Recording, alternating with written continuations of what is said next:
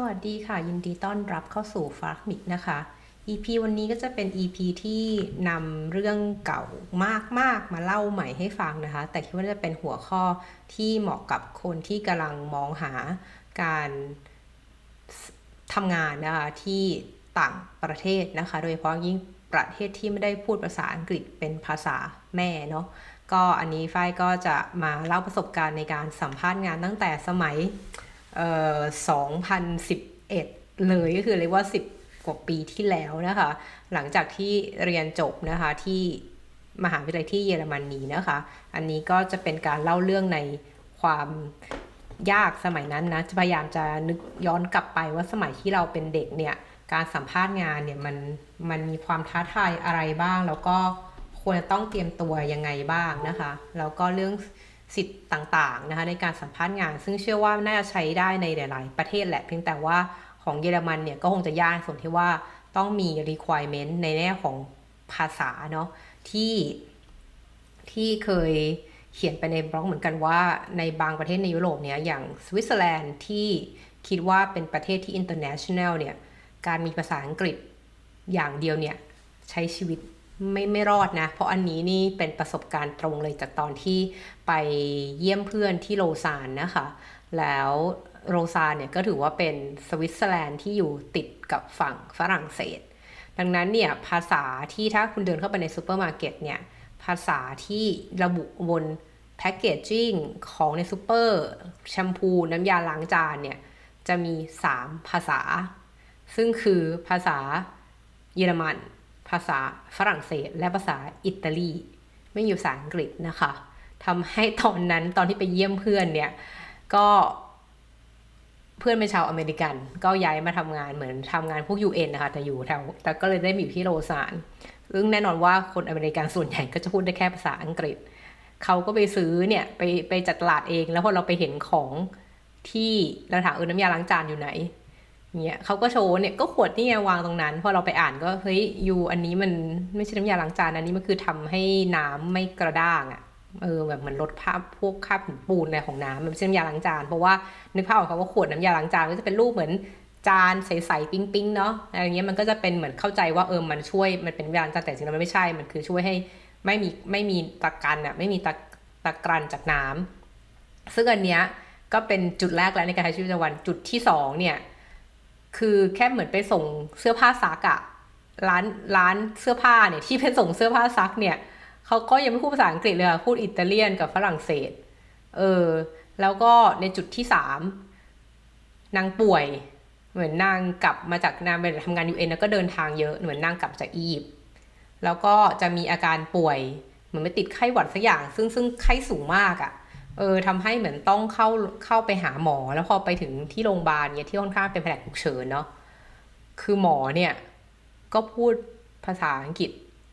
ไม่ค่อยได้มั้งอันนี้เราก็ประหลาดใจเหมือนกันเพราะเราก็ไปเป็นเพื่อนจากอาการหนักเนี้ยกลายเป็นว่าเราต้องเป็นคนล่ามให้เพราะหมอเนี่ยพูดได้ฝรั่งเศสเป็นหลัก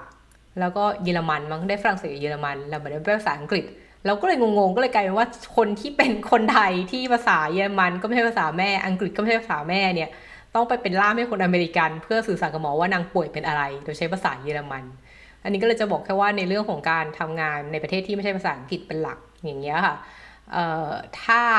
สายอาชีพที่คุณจะทำเนี่ยเป็นสายที่ไม่ใช่สายวิศวะไม่ใช่สายโปรแกรมเมอร์ไม่ใช่สายแบบ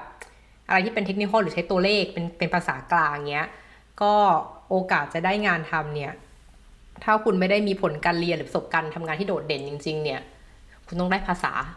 คุณต้องได้ภาษาแน่นอนแล้วก็แถบนี้ก็ถ้าเกิดไม่ใช่งานที่เกี่ยวกับประเทศไทยหรือการมีภาษาไทยก็ไม่ได้ช่วยอะไรขึ้นมาเลยนะคะแล้วทีเนี้ยต่อมาก็คืออันนี้เป็นเรื่องคุณสมบัติของตัวเราเองเนาะก็แนะนำเลยคือคุณต้องได้ภาษาท้องถิ่นน่ะถ้าไม่ได้ภาษาท้องถิ่นคุณต้องมีประสบการณ์ที่แข็งแกร่งมากหรือว่าได้เกรดดีๆแบบ extension ในการเรียนอย่างเงี้ยค่ะอันนี้ก็จะเป็นจุดที่ทำให้คุณสมบัติของเราเนี่ยมันน่าดึงดูดสำหรับคนที่จะเรียกสัมภาษณ์งานเนาะแล้วก็เรื่องที่2ที่เจอตอนเวลาไปนั่งสัมภาษณ์รอสัมภาษณ์เนี่ยในสมัยนั้นเนี่ยก็คือว่าคู่แข่งของเราอ่ะมันไม่ใช่คนต่างชาติด้วยกันเอางี้แล้วกัน คือมันมีทั้งคนต่างชาติที่เป็นมาจากยุโรปตะวันออกที่อย่างที่บางท่านจะทราบว่าเยอรมันถือเป็นจุดหมายปลายทางของคนในยุโรปเลยเพราะว่าเศรษฐกิจแข็งแกร่งเนาะแล้วก็ค่อนข้างเปิดกว้างในการจ้างงานคนต่างชาติว่าเขาต้องการคนมาจ่ายภาษีเยอะๆก็ทำให้คู่แข่งแน่ๆส่วนหนึ่งเนี่ยก็คือคนต่างชาติที่อพยพเข้ามาในนี้ซึ่งข้อดีของเขาคือเขาเป็นคน EU อยู่แล้วอ่ะดังนั้นการจ้างงานเงื่อนไขเนี้ยมันก็จะง่ายกว่าคนต่างชาติที่นอน EU อย่างพวกเราอันนี้ข้อหนึ่งคือคู่แข่งเนี่ยคนต่างชาติด้วยกันก็พยายามจะแย่งตลาดงานเนาะส่วนที่สองคือคนเยอรมันเลยหรือไม่เป็นคนเยอรมันหรือไม่ก็เป็นคนที่พูดภาษาเยอรมันเป็นหลักซึ่งประเทศผู้ภาษาเยอรมันเป็นหลักเนี่ยก็มีทั้งประเทศเยอรมนีแล้วก็มีทั้งออสเตรียมีทั้งสวิสนะคะที่ส่วนบนเนี่ยสวิสส่วนใหญ่เนี่ยที่อยู่ด้านภาคเหนือก็จะพูดเยอรมันแล้วก็พวกลักเซมเบิร์กต่างๆหรือพวกเบลเยียมก็จะพูดภาษาเยอรมันได้ดังนั้นเนี่ยคู่แข่งเราคือ global จริงๆเป็น global citizen จริงดังนั้นเนี่ยเเราต้องพยายามทำตัวเองให้โดดเด่นมากๆมากๆเลยนะคะดังนั้นต้องบอกเลยว่าการหางานที่เนี่ยเหนื่อยท้าทายถ้าอยากจะทำจริงๆเนี่ยก็ต้องเตรียมตัวให้ดีซึ่งหลักๆซึ่งตอนนี้ถ้าฝ้ายเข้าใจไม่ผิดนักเรียนที่เรียนจบประเทศเยอรมนีเนี่ยคุณจะได้วีซ่าเนาะในการหางาน18เดือนคือตอนที่ฝ้ายจบเนี่ย2011เนี่ยเขาให้แค่12เดือนเองนะ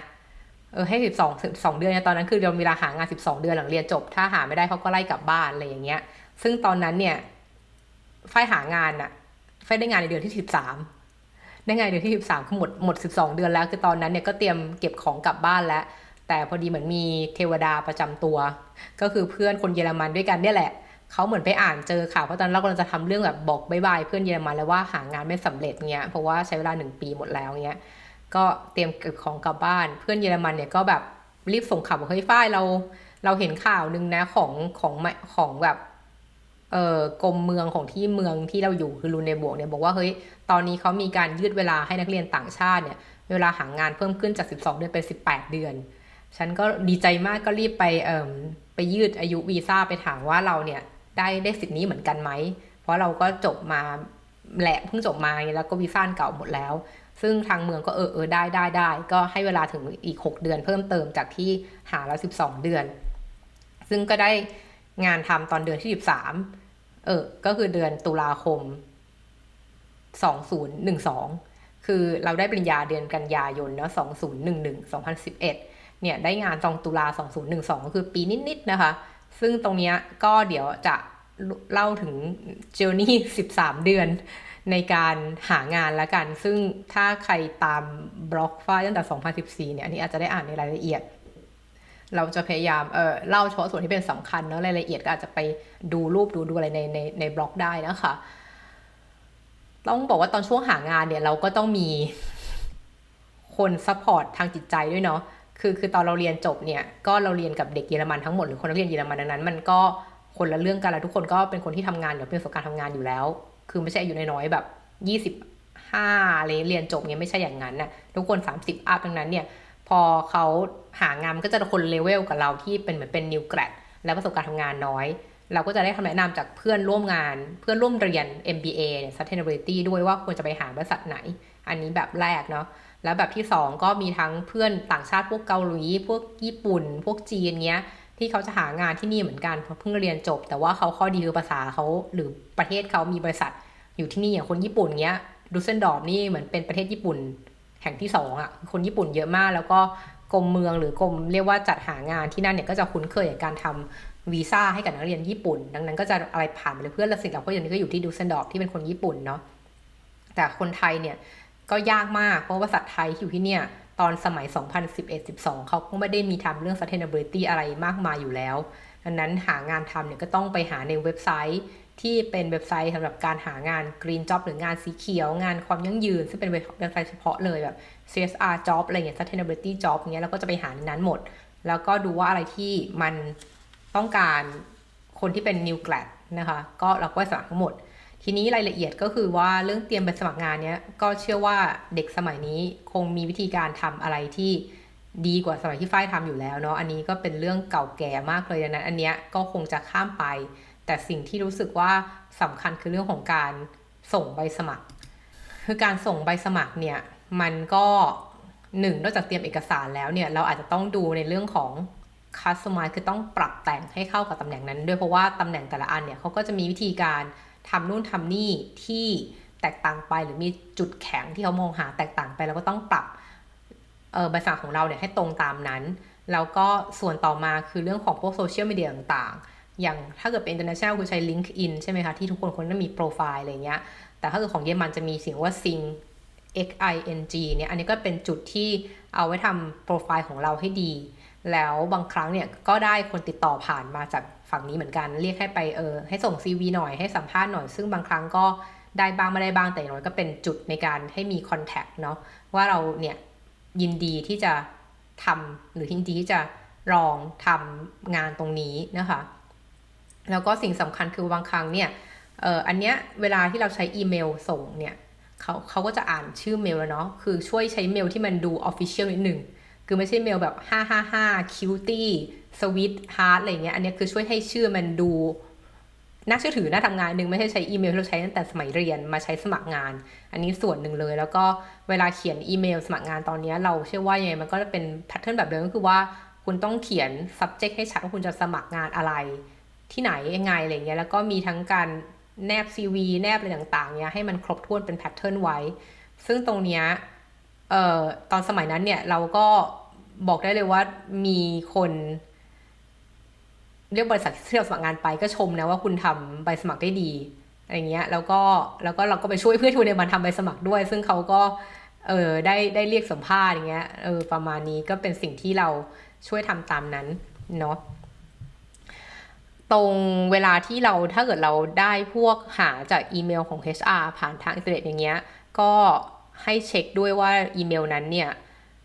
มันสะกดถูกต้องไหมคือก่อนจะพิมพ์ชื่อเมลตอนก่อนใส่ชื่อเมลไปในอินบ็อกซ์เราไม่ควรพิมพ์เองอะเพราะมีโอกาสจะสะกดผิดได้นึกออกไหมนั้นทางที่ดีเนี่ยคุณเอาเมลที่เกิดคุณจะพิมพ์เองปุ๊บเนี่ยเอาเมลที่พิมพ์เองเสร็จแล้วเนี่ยก๊อปปี้แล้วไปเซิร์ชหาในอินเทอร์เน็ตด้วยไปใส่เว็บไซต์ดูซิว่าถ้าเรากดเซิร์ชหาเมลเนี้ยมันมีขึ้นจริงใช่ไหมมันเป็นการพิมพ์ที่ถูกต้องใช่ไหมซึ่งเพื่อที่ว่าจะได้ป้องกันว่าเราส่งเมลไปหาเขาแล้วแต่ว่าเหมือนส่งไปผิดที่อยู่เงี้ยแล้วคุณก็ไม่ได้การตอบกลับจากเขาเงี้ยอันนี้คุณก็ไปโทษเขาไม่ได้ถูกปะเพราะว่าเขาก็ไม่ได้รับอีเมลเราเพราะเราเขียนผิดอีเมลผิดตั้งแต่ต้นอันนี้เป็นจุดตายเหมือนกันนะที่บางครั้งก็รู้สึกว่าทำไมเรื่องพื้นฐานแค่นี้ถ้าเกิดคุณยังส่งเมลหาเราได้ไม่ถูกเงี้ยเหมือนอย่างเด็กที่มาสมัครงานกันตอนเนี้ยถ้าไม่มีความสามารถในการหาเมลเราเนี่ยเราก็จะ question mark มากๆแล้วว่าอยู่จะทำงานได้หรือเปล่าเนาะเพราะบางทีบางครั้งอีเมลเนี่ยมันก็จะมีแพทเทิร์นแหละว่ามันเป็นชื่อ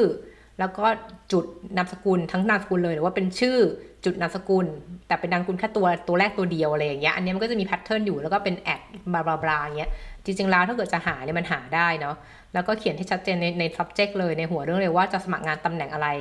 แผนกไหนแล้วถ้ามันมี job code ที่เขาให้ไว้ในเว็บไซต์เนี่ยก็ช่วยใส่ job code แต่ต้นด้วยแล้วก็ส่วนใหญ่แล้วเท่าที่เจอเนี่ยเป็นมารยาทอย่างหนึ่งก็คือว่าให้อ้างอิงด้วยว่าเราไปเจองานนี้ที่ไหนไปเจอตำแหน่งงานนี้ที่ไหนเพราะว่ามันก็จะเป็นประโยชน์ให้กับบริษัทที่เขารับสมัครด้วยว่าเขาต้องใช้ช่องทางไหนที่คนที่มีคุณสมบัติตรงกับงานที่เขาเลือกเนี่ยเขาไปหาเจอนะอันนี้ก็เป็นจุดหนึ่งเหมือนกันนะคะแล้วก็ถ้าไม่มีคนรับเรื่องไม่มีชื่อเต็มๆเนี้ยถ้า address ไม่ถูกหรือว่าไม่แน่ใจว่าเขาเป็นผู้หญิงหรือผู้ชายอันเนี้ยซึ่งบางครั้งก็อาจจะเช็คยากเนี้ยก็อาจจะใช้เดียเซอร์เอามาดามไปแต่ตอนนี้เราว่าอาจจะไม่จำเป็นขนาดนั้นแต่เรารู้สึกตอนนี้มันน่าจะพอหาข้อมูลได้ว่าเอาแค่ชื่อถ้าเราไม่รู้ไหนชื่อต้นชื่อปลายก็ใส่ทั้งคู่เลยประมาณนี้เนาะแล้วก็ลงท้ายอย่างเงี้ยเมลพวกเนี้ยแล้วที่สำคัญเลยก็คือว่ากรุณาอย่าลืมใส่ไฟล์ attach เข้าไปในเมลด้วยแบบหลายครั้งคือเจอที่แบบว่าส่งเมลมาแล้วก็ไหนอะไฟล์ที่ attachไหนอะ CV ดังนั้นเนี่ยการที่คุณจะต้องก่อนที่จะกดส่งอะทริคในการส่งเมลของเราก็คือว่าถ้าเกิดเป็นเมลสำคัญนะเราจะล่างทั้งหมดให้เสร็จก่อนคือเรียกว่าใส่หัวเรื่องใส่อะไรพวกนี้ให้หมดเนาะแต่ยังไม่ต้องใส่อีเมลคนที่เราจะส่งคืออีเมลคนจะส่งให้ใส่สุดท้ายเพื่อกันที่ว่าบางครั้งเคยมีเหมือนกันเหมือนกด enter กดอะไรสักอย่างแล้วมันกลายเป็นส่งเมลไปแล้วทั้งที่เรายังล่างเมลไม่เสร็จเหมือนล่างได้แค่ตอนต้นเองมันก็จะเขินๆหน่อยถ้าเราส่งเมลที่ไม่ complete ไปหาคนที่เราต้องการจะให้เขาเห็นว่าเราเป็นมืออาชีพแล้วดังนั้นเนี่ยให้ใส่ทุกอย่างให้ครบก่อนแล้วค่อยใส่ชื่อคนที่เราส่งไปด้วยสุดท้ายซึ่งเราพร้อมแล้วจะส่งออกอันเนี้ยเป็นต้นแล้วก็ถ้าเป็นเมลสำคัญเนี้ยเราก็ต้องกดให้แบบว่าให้คอนเฟิร์ม เหมือนรีดแล้วอะไรเงี้ยให้ว่าเขาอ่านแล้วให้กดคอนเฟิร์มด้วยจะได้รู้ว่าเขาอ่านแล้วหรือไม่อ่านอะไรเงี้ยเนาะแล้วก็ไฟล์ขนาดไฟล์ก็อย่าให้มันใหญ่เกินไปคือเรียกว่าหาจุดเหมาะสมแล้วกันหรือไม่ก็ส่งเป็นลิงก์ไปให้ดูภาพเพิ่มเติมได้ด้วยประมาณนี้นะคะแล้วก็ช่วยเลือกดูนะคะว่าลายเซ็นของเราเบอร์ติดต่ออีเมลเนี่ยที่เราให้เขาไปในนั้นมันถูกต้องไหมคือบางครั้งก็เคยเจอเหมือนกันว่ามีคนส่งเมลสมัครงานแล้วใส่ชื่อติดต่อตัวเองผิดอันนี้ก็คือแบบงั้นไม่ติดต่อแล้วงั้นก็ไม่ต้องสมัครงั้นก็ไม่ต้องสัมภาษณ์แล้วถ้าแค่นี้ยังทำให้ถูกไม่ได้นะประมาณนี้แล้วที่สำคัญเลยเนาะก็คือพอส่งไปสมัครแล้วเนี่ยช่วย follow up ด้วยคือเราจะทำเหมือนเป็น Excel sheet ไว้เลยว่าเราสมัครเราหาจ็อบนี้เจอจากที่ไหนวันไหนที่เราเจอเหมือนทำเป็น time stamp แล้วก็ส่งเมลออกวันไหนแล้วหลังจากนั้น1 อาทิตย์เนี่ยก็ต้องส่งเมลตามทีโดย forward อันเก่าที่เราส่งหรือไม่ก็โทรไปหาอะไรอย่างเงี้ยค่ะอันนี้ก็แล้วแต่เลยว่าเราจะใช้วิธีไหนถ้าเรามีเบอร์โทรก็โทรจะดีกว่าเนาะทีนี้ส่วนต่อมาจะเล่าเรื่องประสบการณ์สัมภาษณ์งานที่เยอรมันนะคะอันนี้ก็ต้องบอกก่อนว่าเป็นการเล่าแชร์ลิงก์ประสบการณ์ที่มันก็ค่อนข้างนานแล้วเนาะตอนนี้ต้องบอกว่าเราแก่แล้วเราก็จะพยายามนึกภาพตอนที่เราเด็กๆที่เรียกว่าเพิ่งเรียนจบปริญญาโทแล้วก็ประสบการณ์ทำงานเนี่ยมีแค่6 เดือนจากErnst Youngเนาะ EY ในฐานะที่เป็น Assistant Auditor คือเป็นฝึกงานเป็นเรียกว่าทำงานเป็น Audit อะแต่เป็น Audit Level แรกเลยอย่างเงี้ยเราก็ไม่ต่อยอดตรงนั้นแล้วงานที่ทำที่เนี่ยมันก็ที่เยอรมันเนี่ยหรือว่าที่ยุโรปส่วนใหญ่เนี่ยเขาจะมีการบังคับเลยว่าถ้าคุณจะหางานทำอะคุณต้องหางานตรงกับ qualification ที่คุณจบถ้าคุณจบโท management MBA มาอย่างเงี้ยด้าน sustainability คุณจะไปสมัครงานเป็นเลขานุการไม่ได้นะหรือจะไปสมัครเป็นช่างตัดผมเนี่ยก็ไม่ได้เหมือนกันนะคือไม่ได้เลยอ่ะคือคุณต้องตรงเป๊ะมากเพราะว่าถึงแม้องค์กรจะรับนะแต่ถ้าไปขอวีซ่าทำงานแล้วกรมเนี่ยเมืองหรืออะไรเราเรียกชื่อไม่ถูกอ่ะเออ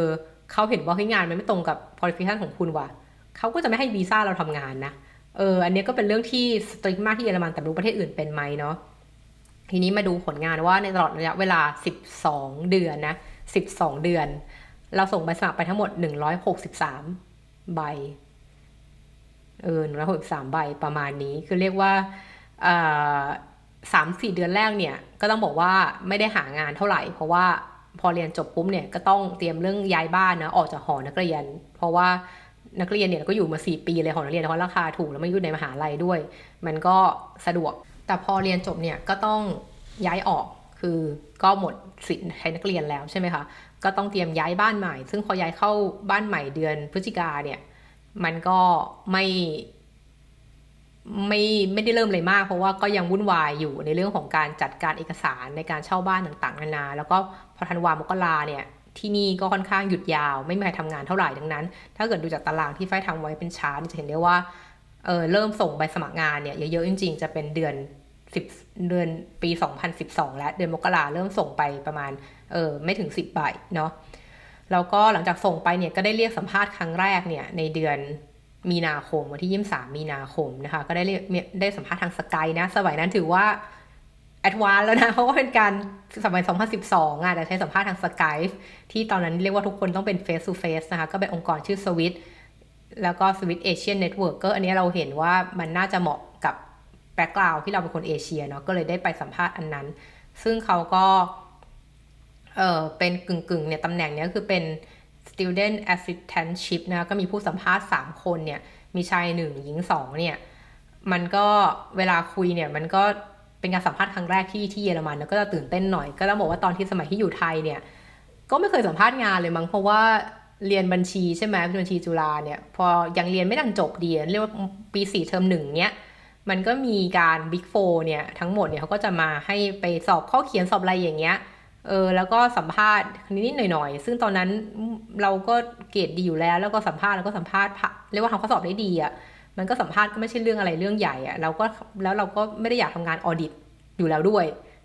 คือตั้งแต่รู้ตัวตั้งแต่ปี3แล้วตอนที่เรียนบัญชีว่าไม่ได้อยากทำงานเป็นออดิตเพราะอยากทำงานด้านสาย sustainability ตั้งแต่ปี3แล้วอย่างเงี้ยค่ะเราก็เลยรู้สึกก็สมัครไปให้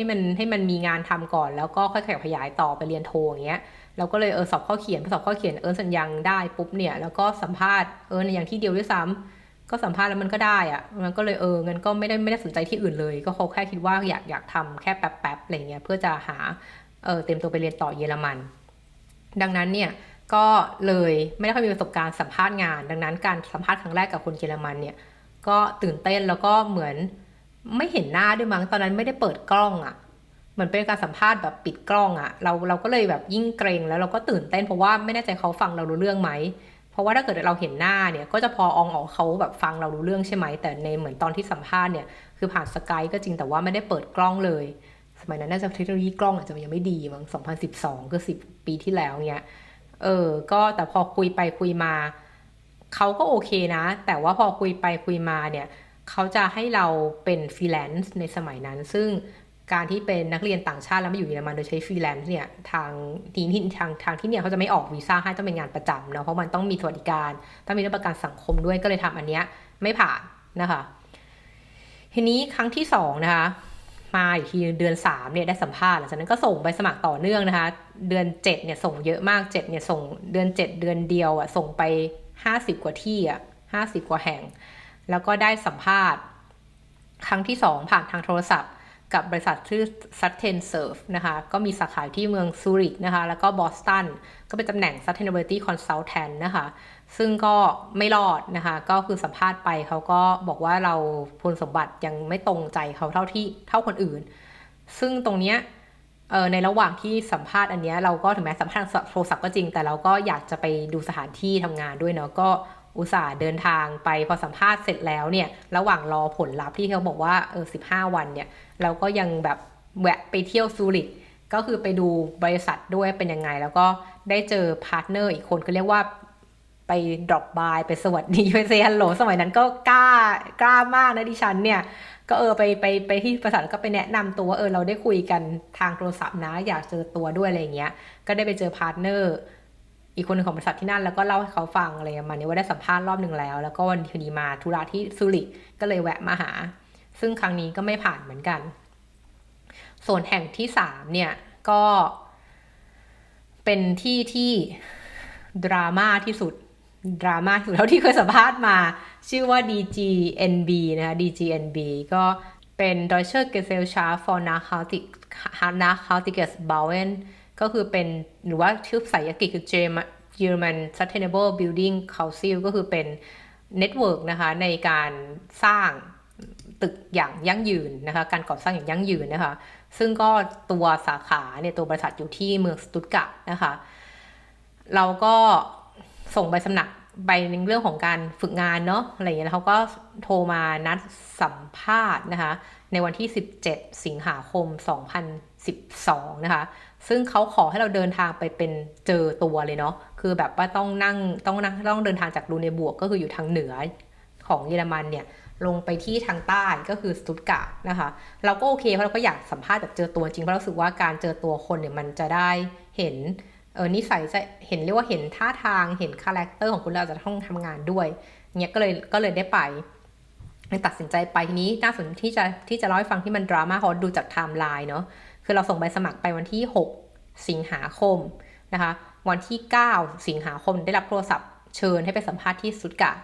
พอวันที่11สิงหาคมเนี่ยเราก็ซื้อตั๋วเครื่องบินไปกลับเพราะไม่อยากเสียค่าที่พักเพราะถ้าเกิดนั่งรถไฟเนี่ยมันนั่งนานมันต้องพักคืนหนึ่งแน่นอนมันไปเช้าเย็นกลับไม่ได้แล้วเลยซื้อตั๋วเครื่องบินไปกลับวันเดียวอะไรอย่างเงี้ยค่ะเราจะได้ไม่ต้องเสียค่าที่พักเสียค่าตั๋วเครื่องบินเนาะซึ่งระหว่างเนี้ยก็ต้องเตรียมตัวแล้วก็เตรียมตัวเพราะว่าการไปเจอหน้าเนี่ยมันก็จะได้เห็น movement ต่างๆมี eye contact แล้วก็มีการซ้อมพูดมีการแบบเตรียมว่าเราสามารถทำอะไรบ้างเราสนใจอะไรบ้างเงี้ยก็เตรียมไปนะคะแล้วก็พยายามหาคำศัพท์เยอรมันในบางส่วนที่ว่าจะใช้ยังไงก็มีการท่องบทเลยแหละเพราะว่าที่เนี่ยสัมภาษณ์ก็จะเป็นเยอรมันเป็นหลักประมาณนี้ตำแหน่งพวกนี้เขาจะเน้นว่าถ้าเกิดลูกค้าคุยได้มันก็เหมือนคนประเทศไทยเขาพูดภาษาไทยกันที่นั่นพูดภาษาเยอรมันเป็นหลักเหมือนกันค่ะซึ่งพอเราเตรียมตัวเสร็จแล้วเนี่ยจากวันที่11เนี่ยซื้อตั๋วเครื่องบินไปแล้วมีการซ้อมกับเพื่อนคนเยอรมันให้ช่วยถามช่วยแก้ให้เราพูดยังไงแต่มันก็เหมือนฟ้าผ่ามากวันที่15สิงหาคมเนี่ยเราก็ได้รับโทรศัพท์เจ้าหน้าที่คนเดิมที่เคยโทรมาเนาะโทรบอกว่าตำแหน่งนี้ไม่ว่างแล้วนะพอเขาเพิ่งตกลงจ้างผู้สมัครที่มาสัมภาษณ์เมื่อวันก่อนเราก็จะขอยกเลิกนัดสัมภาษณ์วันที่17ที่จะถึงนี้เนี่ยตอนนั้นเราก็อึ้งไปสักพักแล้วเราก็แบบขอโอกาสสัมภาษณ์ได้ไหมเผื่อจะได้เก็บไว้พิจารณาครั้งหน้าอะไรเงี้ยเขาก็ เขาก็บอกว่าเขาก็ปฏิเสธแล้วเขาก็ถามว่าใบสมัครงานที่คุณส่งมาเขียนเองหรือเปล่าเพราะว่าฉันอ่านแล้วแบบชอบใบสมัครคุณมากเลยนะแต่พอได้คุยโทรศัพท์กับคุณเนี่ยรู้สึกว่าสายมันของคุณตะกุกตะกักอะไรเงี้ยซึ่งคาดหวังความสามารถทางภาษาที่ดีกว่านี้เนาะ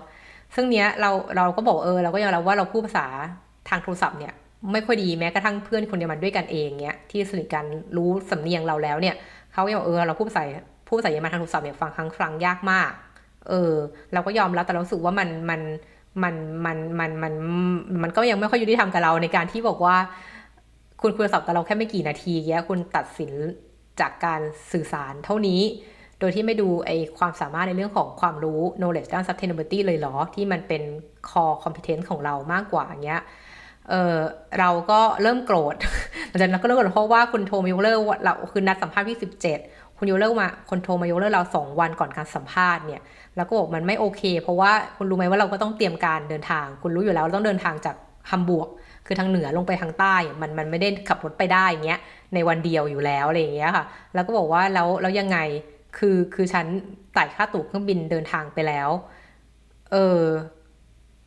คุณจะชดเชยตรงนี้ให้เรายังไงแล้วก็ถามกลับแบบนี้เนาะเขาก็บอกว่าขอโทษผมแค่ทุตมีอะไรแล้วจบแล้วก็วางหูไปเลยซึ่งเราก็แบบเอออะไรวะอะไรอย่างเงี้ยอารมณ์ตอนนั้นเนี่ยก็ทั้งโกรธแล้วก็ทั้งเสียใจที่เขาไม่ให้โอกาสเราเลยแล้วก็รู้สึกว่ามันไม่ยุติธรรมด้วยอย่างเงี้ยหลังจากนั้นเนี่ยเราก็ไปแน่นอนเล่าให้เพื่อนๆฟังเพื่อนๆคนยังมันก็บอกว่าอันนี้ไม่ได้นะอย่างนี้ต้องเรียกร้องค่าชดเชยอย่างไรค่าตั๋วเครื่องบินที่ว่าเราจ่ายไปแล้วอะไรอย่างเงี้ยซึ่งตอนนั้นเนี่ยดังนั้นเนี่ยพอวันที่20เนี่ย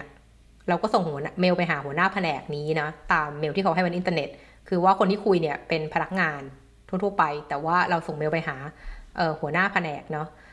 เราก็เขียนเนื้อหาไปว่าแบบว่าเราเสียใจที่ไม่ได้มีโอกาสไปแนะนำตัวให้กับทางทีมงานเนี่ยได้รู้จักแล้วก็ได้ถูกยกเลิกนัดก่อนสัมภาษณ์เพียงแค่2 วันซึ่งก็เป็นที่แน่นอนว่าฉันคงต้องเตรียมตัววางแผนการเดินทางไปสัมภาษณ์ล่วงหน้าแล้ว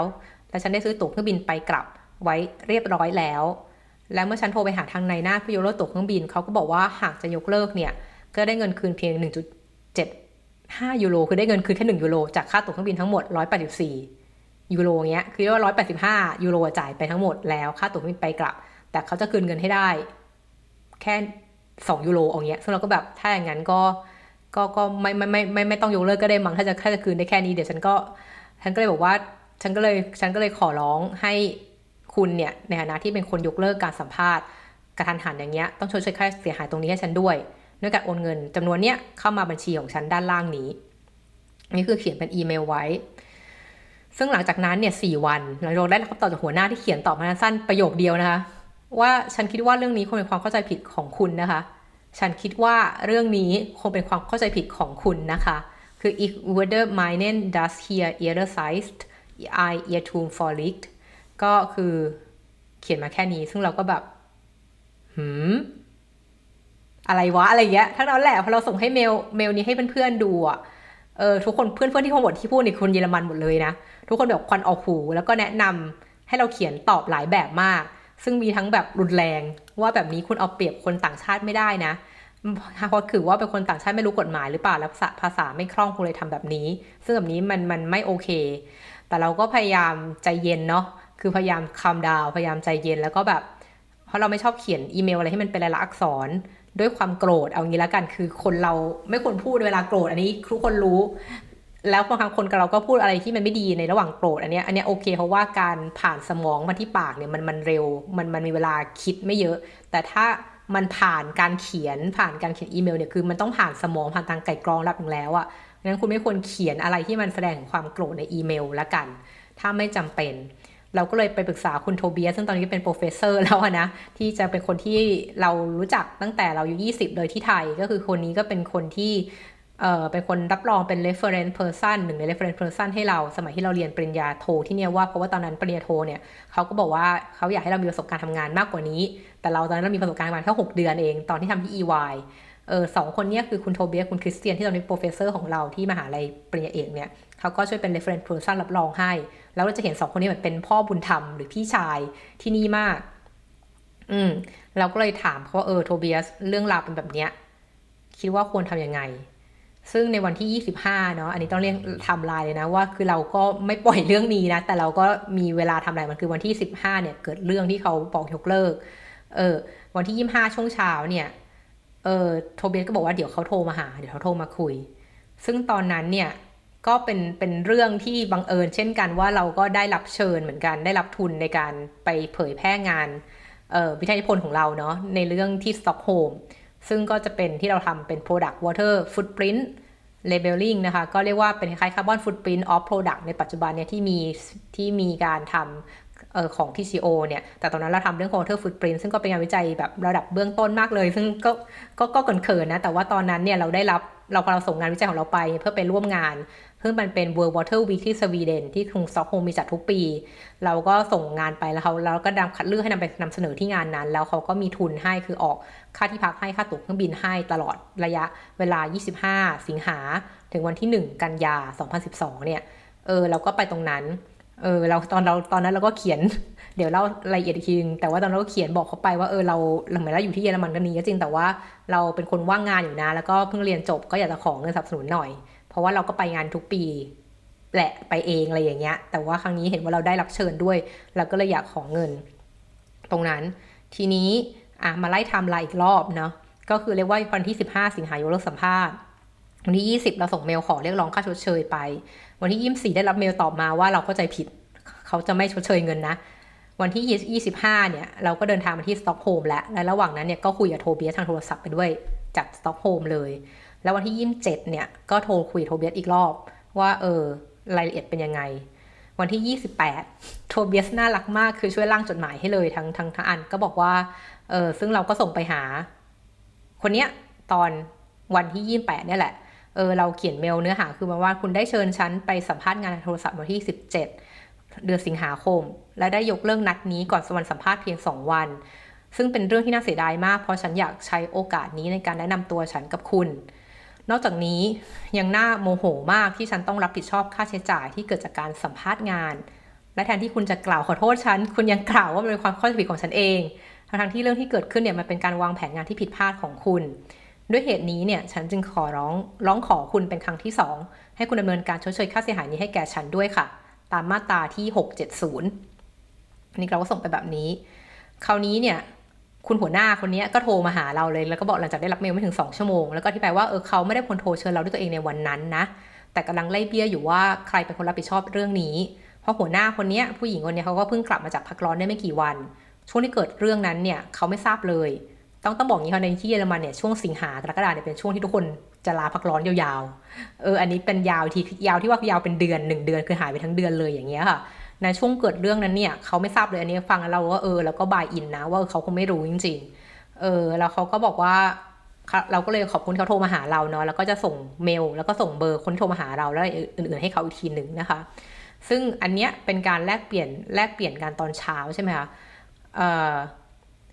เราก็เอาเบอร์โทรที่เขาโทรมาเชิญเราไปหาอินเทอร์เน็ตเนาะแล้วก็ได้ชื่อพนักงานมาเพราะว่า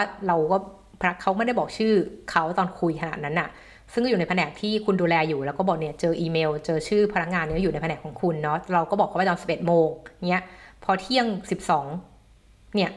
หัวหน้าผู้หญิงคนนี้ก็ส่งเมลกลับมาบอกว่าฉันก็คิดว่าผู้หญิงคนนี้เหมือนกันที่เป็นคนดูแลเรื่องนี้เพียงแต่ว่าตอนนี้เธอคนนี้พักร้อนอยู่ถึงวันที่3กันยา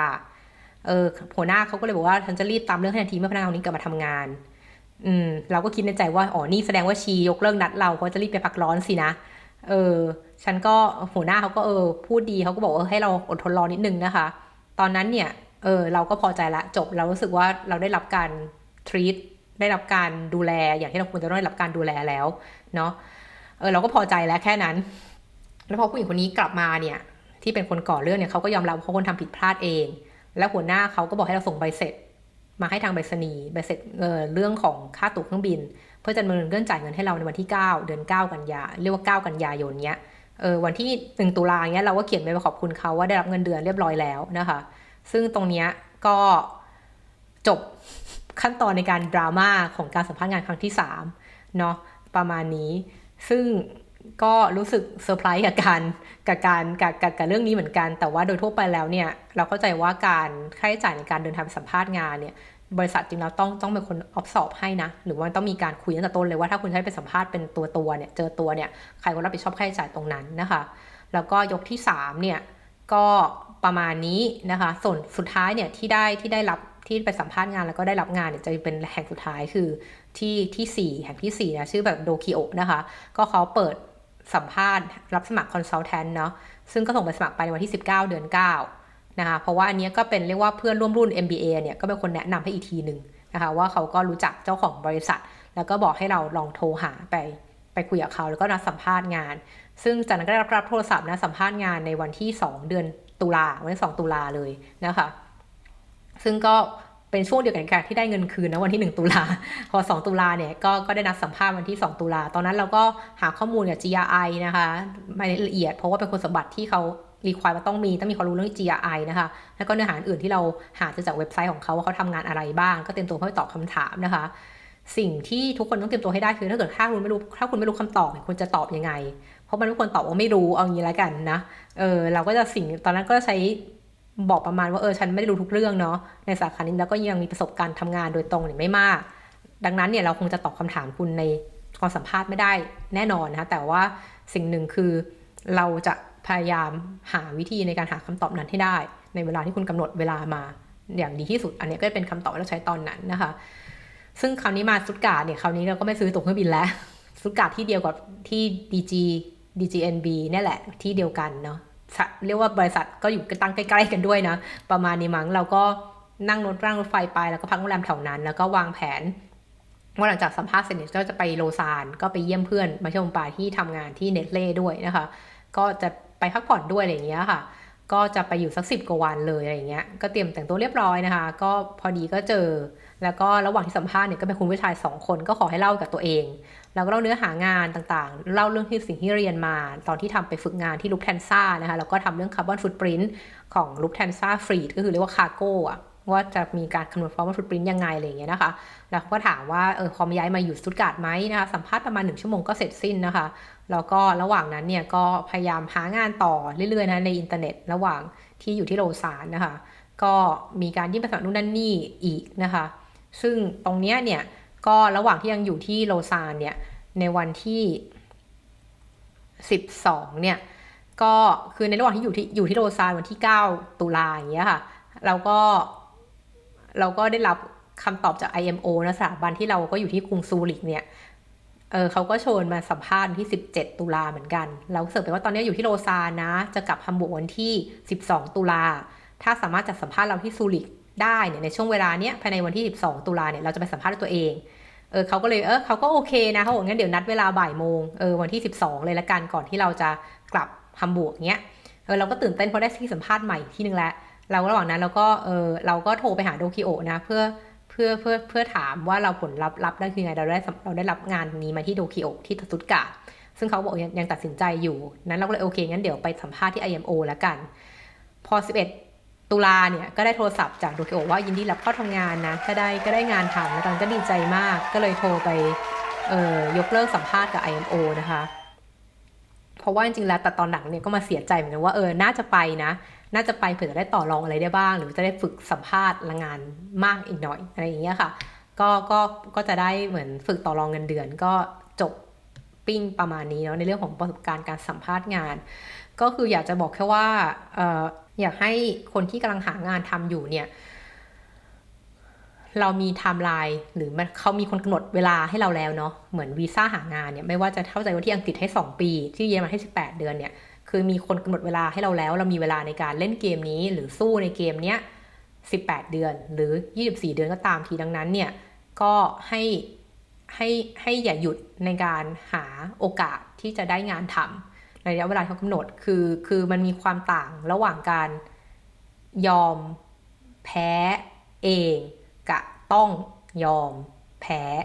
เนาะคือไอ้ต้องยอมแพ้คือการที่เราไปแข่งขันไปสอบสัมภาษณ์อะไรอย่างเงี้ยแล้วเราไม่ได้เงี้ยก็คือเราพยายามแล้วแต่เรายังไม่ดีเท่าคนอื่นอันเนี้ยซึ่งมันไม่ใช่เราไม่ได้คนตัดสินใจ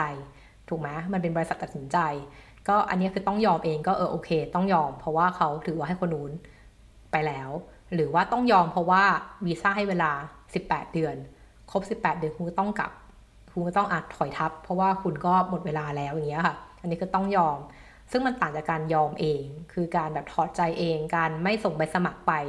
การนั่งเฉยๆอะไรอย่างเงี้ยอันเนี้ยเป็นจุดที่คุณสามารถควบคุมได้อะอะไรที่เป็นปัจจัยที่เราควบคุมได้เนี่ยคุณควรต้องทำให้มันดีที่สุดให้ตัวคุณเองไม่สามารถมาติเตียนคุณทีหลังได้เวลาที่คุณผ่านไปแล้วตอนนี้คุณแก่มาแล้วเงี้ยตอนนี้เราผ่านประสบการณ์นั้นมา10 ปีแล้วเงี้ยแล้วก็รู้สึกเลยว่าเราหันไปมองก็รู้สึกเราก็พยายามมากนะสำหรับคนที่เพิ่งเรียนจบประสบการณ์ทำงานด้านนี้ไม่มีเลยแล้วพยายามจะหางานแข่งกับคนเยอรมันด้วยกันซึ่งบริษัทที่เราเข้าไปทำงานเนี่ยก็เป็นคนเยอรมันหมดเลยคือเราเป็นคนไทยคนเดียวเรียกว่าคนต่างชาติคนเดียวเลยอ่ะเขาคนอื่นในบริษัทก็เป็นคนเยอรมันหมดเลยเกิดที่นั่นหมดเลยอะไรอย่างเงี้ยประมาณนี้ก็รู้สึกว่ามันก็เป็นความภาคภูมิใจที่ว่าเราก็ไม่ยอมแพ้คือมันมีความดราม่าในปีกย่อยใน13 เดือนที่ผ่านที่กว่าจะได้งานอยู่เหมือนกันเนาะถ้าใครได้ฟังเรื่องของที่เราขาหักเนี่ยก็เป็นการขาเท้าหักเนี่ยหลังจากได้งานทำอันเนี้ยพอดีเด้เลยคือเหมือนพอได้งานทำปุ๊บก็เสียใจตอนทีเพราะว่ามันเริ่มงานทันทีไม่ได้เพราะขาหักก็ต้องอยู่ประมาณ8 สัปดาห์ที่เพื่อให้ขามันกระดูกมันเชื่อมต่อกันก็เลยรู้สึกว่าในเคสอย่างนั้นเนี่ยทำให้เราก็ต้องยอมว่าคุณต้องเริ่มงานช้าเพราะร่างกายคุณไม่พร้อมคุณย้ายประเทศย้ายเมืองจากฮัมบูร์กไปสตุตการ์ดโดยที่ขาหักไม่ได้อะไรอย่างเงี้ยนะคะดังนั้นเนี่ยก็อยากจะให้กำลังใจคนที่หางานโดยเฉพาะหางานในต่างประเทศเนี่ยมันคือการแข่งขันในเกมที่ผู้เล่นมันเป็น global citizen จริงๆอ่ะดังนั้นมันจะไม่ง่ายคุณจะต่อให้คุณเก่งมันก็จะไม่ง่ายอยู่ดีเพราะเราเป็นไม่ใช่คน EU อ่ะเราเป็น non EU อ่ะดังนั้นเนี่ยการเขาจะรับงานเราเนี่ยมันก็จะมีเรื่องของนู่นนั่นนี่เข้ามาเกี่ยวข้องซึ่งถ้าเราไม่เจ๋งจริงหรือเราไม่ฟิตอินจริงๆเนี่ยมันเป็นเรื่องยากคุณจะได้งานตรงนั้นอันนี้ก็อยากให้กำลังใจว่าสิ่งที่คุณทำอยู่มันยากอยู่แล้วดังนั้นคุณจะคาดหวังอะไรที่มันง่ายเหมือนปอกกล้วยการที่แบบ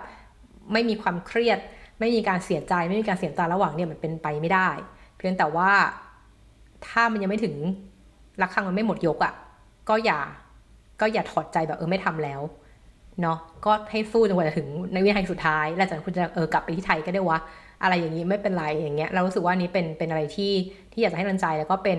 คำเรียกว่าประสบการณ์จากคนที่ผ่านเรื่องนี้มาก่อนแล้วกันเนาะก็ขอบคุณตามฟลักมิกค่ะแล้วเจอกันใหม่ครั้งหน้าสวัสดีค่ะ